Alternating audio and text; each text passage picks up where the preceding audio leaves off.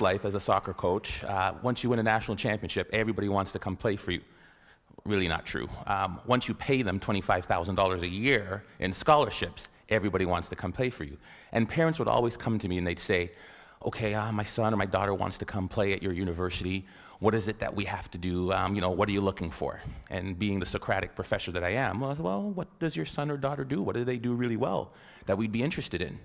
And typically their answers are, well, they've got great vision. They're really good. They can see the entire field. Or my daughter is the fastest player. There's nobody that can beat her. Or my son's got a great left foot, or really, really great in the air and can head every ball. I'm like, yeah, not bad. But to be quite honest with you, those are the last things I'm looking for. The most important thing, self-confidence. Without that skill, and I use the word skill intentionally, without that skill, we are useless as a soccer player. Because when you lose sight or belief in yourself, we're done for.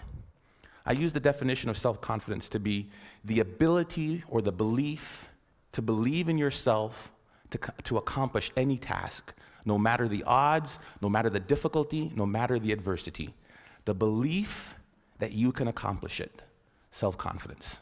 Some of you are saying, great, I don't have it, I'm so shy, I'll never do good. And you start to drag all the way down here. But I use the word skill because I believe it can be trained. And I'll show you a couple of ways in which we do. Hopefully I won't run out of time. I don't use any slides because my speech always goes here, here, or here. So we'll see which way we get to. The easiest way to build self-confidence. There's no magic button. I can't say, hey, this plane is going down. Who can fly it? Put your hand up. I can. I'm confident. Repetition, repetition, repetition. Right? What does Malcolm Gladwell call it? The 10,000 hour rule? There's no magic button. I recruited a goalie from Colombia, South America one year. Big, tall, 6'3" man. He had hands like stone. I thought he was like Flipper. Every time I throw him the ball, down onto the ground. I was like, oh my God, we're in trouble. Simple solution. Get to the wall, kick a ball against the wall and catch it. Kick the ball against the wall and catch it. His goal was 350 a day for 8 months. He came back, his hands were calloused, the moisture on his hands were literally gone. He is now playing in Europe. Magic? No. Repetition, repetition, repetition. The problem is we expect to be self-confident, but we can't be unless the skill or the task we're doing is not novel, is not new to us.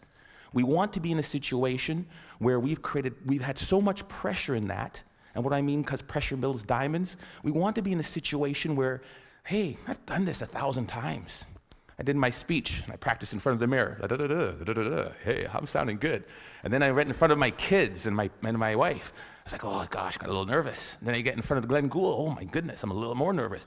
By the time I get to the ACG, where 2,500 people, can't say any more, right? 2,500 people, where 2,500 people are there, I won't have a single ounce of nervousness because of my ability to practice, right? Over and over and over again. The problem with repetition is, how many of us bail after the first bit of failure?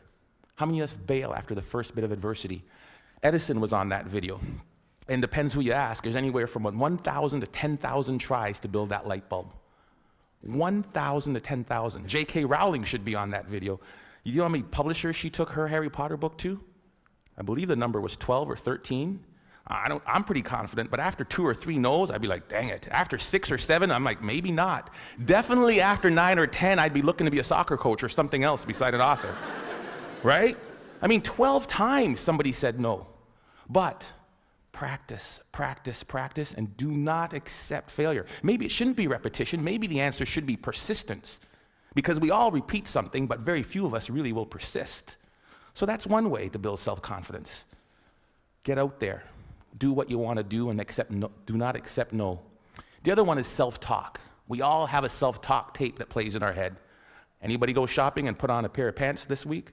If you're a woman, the first thing that always comes, damn, I look fat in these pants.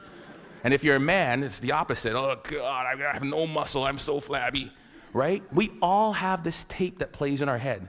As a student, if they asked me the question, it was like, oh, gee, please, professor, don't pick me. I don't know the answer. I look down, right?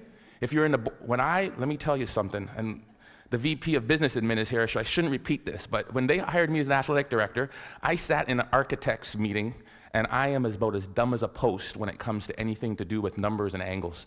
And they're like, the fundibulator valve of the architectural, what do you think, Dr. Joseph? Let me look into that for you and get back to you. Right?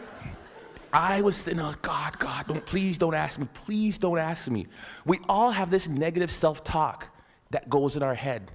Guess what? There's enough people that are telling us we can't do it, that we're not good enough. Why do we want to tell ourselves that? We know for a fact that thoughts influence actions. We saw it there with the video Dr. Levy showed, right? We know that our thoughts influence actions. Why do we want to say that negative self-talk to ourselves? We need to get our own self-affirmations. Muhammad Ali, what was his self-affirmation? I am the greatest. Who else is going to tell you? There need to be quiet moments in your bedroom, quiet moments when you're brushing your teeth, that we need to reaffirm, I am the captain of my ship and the master of my fate. That is my affirmation. I came from a school of 1,000 people. I lived in a town of 1,000 people for 15 years. There's no reason that I should be in charge of an athletic department building Maple Leaf Gardens. But I am the captain of my ship and the master of my fate.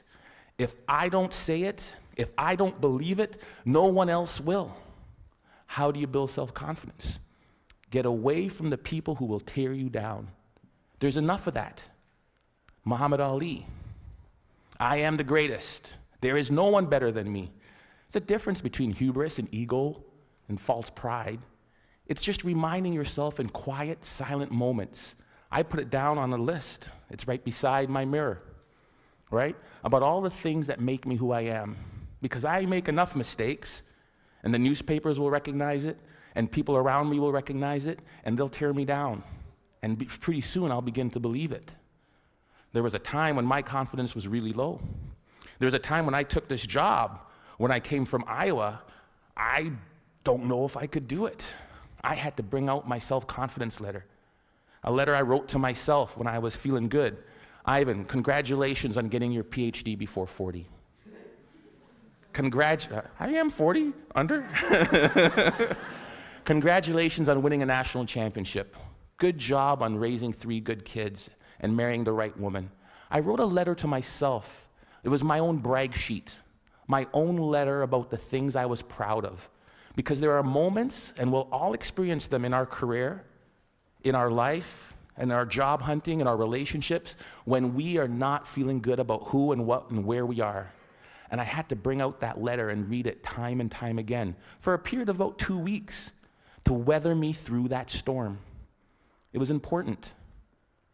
Stop the self-talk, the negative self-talk. If you'll watch, you'll see some athletes, they'll have a little bandage or a little brand around them.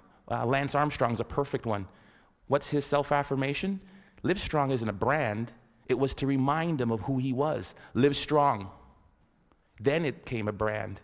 He would move that from one arm to the next arm when doubt and fear came into his mind. Live strong. Put it on there. Let's go. We'll all have it. Replace it. 2 ways to build self-confidence. Worried about my time, I'm going to tell you of one way that you can build self-confidence in others. We are coaches and educators. We are teachers. We are people who will create value in the world. And in doing that, we are critical by the nature of what we do. I am a coach. I want you to score a goal. Ball went over high. Dang it, the ball went high. Thank you, coach, I know that. Feedback tells me that. So what do? I need you to put your elbow or here. I need you to put your knee over the ball. I need to follow through. Boom, land, great. Notice I never made it as a professional. What can we do? We fix mistakes. When I'm fixing that mistake, Johnny, this is terrible. You need to bend your knee. You need to do this. What have I done to Johnny's self-confidence? Bend your knee.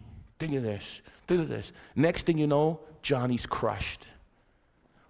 Ignore what Johnny does wrong and find Bob or Sally or Frida over here. Great goal, Frida. I loved how you kept your knee low, you followed through, and you landed like this. Great job. Johnny, great. Johnny's not demoralized. His confidence isn't shot. And what I've done is I've built up Frida's. Imagine how we could change the way we parented kids. Instead of, get that glass off the counter, what's wrong with you? If we catch them while they're good. Great job. Great job. Thank you, Alice, for taking your glass to the counter. It sounds simple, but we forget about it. Or as educators, or somebody as a team, if we manage to praise the positive behavior that we wanted to reinforce. We forget it. It sounds so simple. Catch them when they're good. We forget it. It's simple. Here's what they did. There was a study in Kansas that did this. They did video, and we all do video, and we showed the video of them doing the run of the play. This goal happened because the basket wasn't protected. We didn't rotate here right. We needed to do this, and then to cover the slot. And if that's the baseline, improvement of the Kansas State team went like this. Then they said they ignored all of that, and they just showed them the times they did it right. The times they did it perfect, that presented no goals, spoke to the same points, improvement went like that. It changed and revolutionized the way we as coaches interact with our student athletes. We can apply that to the business world. We can apply that to our student group works. We can apply that to our management teams easily. Catch them when they're good. Last and certainly not least, my son is really good at this. Self-confident people interpret feedback the way they choose to. I asked my son, who is by the far terrible athlete, gets it from his dad. The games, they win 5-0. How was the game? Oh, great, I scored 3 goals, I got 2 assists. I'm like, I did not see him touch the puck. But he has his own perception of how he did. I love it, right? I'm that guy. I'm like, I remember when I was taking when I met my wife, it was in the Commons. Polly, would you like to go to the movies? Ladies, dingle, dingle, dingle. And she goes, no. I ask her again, because I think that she just hasn't seen me in the right light.